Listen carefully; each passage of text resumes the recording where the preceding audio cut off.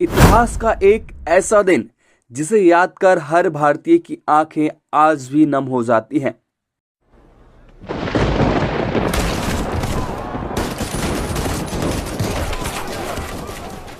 इतिहास के पन्नों में दर्ज एक ऐसी कहानी जो आपको सोचने पर मजबूर कर देगी। 13 अप्रैल 1919 का वो दिन, जिस दिन हुई थी एक दर्दनाक घटना जिसको सुनकर हर भारतीय की रूह कांप उठेगी। और ये कहानी है जलियांवाला बाग की, जहां सैकड़ों की संख्या में आए भारतीय लोगों को अंग्रेजों ने मौत के घाट उतार दिया और वो वीर शहीद हो गए। इसमें बूढ़े, बच्चे, जवान सभी उम्र के लोग शामिल थे, जिनको अंग्रेजों ने बेरहमी से गोलियों से भून डाला था। और इसी कहानी को फिल्मी पर्दे पर अक्षय कुमार की फिल्म केसरी 2 में दिखाया जाएगा, जिसको सिनेमा घरों में 18 अप्रैल को रिलीज किया जा रहा है। Kesari chapter 2 the untold story of the Jallianwala Bagh एक ऐतिहासिक कोर्ट रूम ड्रामा फिल्म है, जो कि करण सिंह त्यागी द्वारा निर्देशित और धर्मा प्रोडक्शन के बैनर तले बनी है, जिसमें बहुत ही मजे हुए कैरेक्टर जैसे कि अक्षय कुमार, आर माधवन और अनन्या पांडे को लिया गया है। बता दें कि अक्षय कुमार की पिछली काफी सारी फिल्में फ्लॉप हुई, जैसे कि साल 2025 में आई फिल्म बड़े मियाँ छोटे मियाँ और शर्फिरा।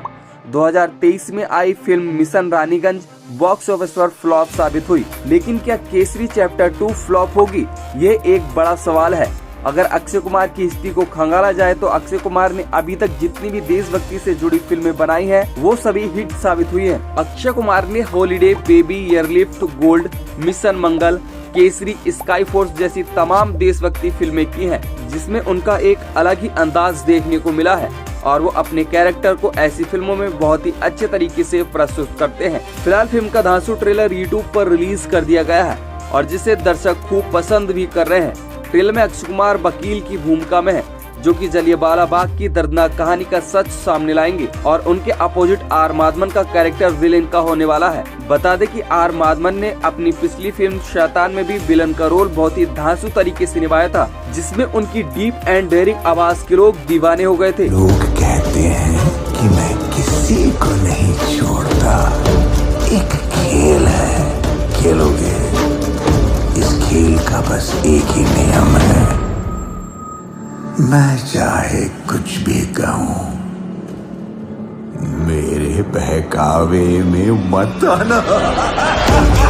और फिल्म के प्रोजेक्ट में अनन्या पांडे को भी लिया गया है। वह फिल्म में अपनी भूमिका निभाते हुए नजर आ रही हैं, जिसमें वह सबूत इकट्ठा करने और अक्षय कुमार की मदद करते हुए दिख रही हैं। अनन्या पांडे भी फिल्म में एक कानूनी पेशेवर की भूमिका निभा रही हैं। अगर आपको जलियांवाला बाग हत्याकांड की सच्चाई नहीं पता तो आपको बता दें कि 13 अप्रैल 1919 के दिन कुछ भारतीय बैसाखी मनाने के लिए जलियांवाला बाग पर इकट्ठा हुए थे और किसी ने अंग्रेजों को सूचना दे दी कि वहां पर भारतीय प्रोटेस्ट कर रहे हैं। तभी ब्रिटिश साम्राज्य के जनरल ओ डायर ने आर डायर को वहां पर भेजा और अंग्रेजों ने एक तरफा गोलियां चलाते हुए सभी भारतीय लोगों को गोलियों से भून डाला। और जिन पर गोलियां चल रही थी उन्हें पता ही नहीं था कि उन्हें क्यों मारा जा रहा है। लेकिन वहां से कोई बाहर जाने का रास्ता ही नहीं था, सिर्फ एकमात्र रास्ता था जिसका घेरा करके अंग्रेज गोलियां चला रहे थे, जिसके कारण कोई भारतीय वहां से बाहर निकल नहीं पाया। अफरा तफरी में कोई दीवार फाड़ने की कोशिश कर रहा था तो कोई भागते हुए कुएं में कूद रहा था। सैकड़ों लोगों की भीड़ ने कुएं में कूदकर अपनी जान दी, जिसमें बूढ़े, बच्चे, जवान सभी उम्र के लोग थे। और इस दर्दनाक हत्याकांड को आज भी आप जलियांवाला बाग पर जाकर देख सकते हैं। वहाँ आज भी गोलियों के निशान ठीक वैसे ही हैं,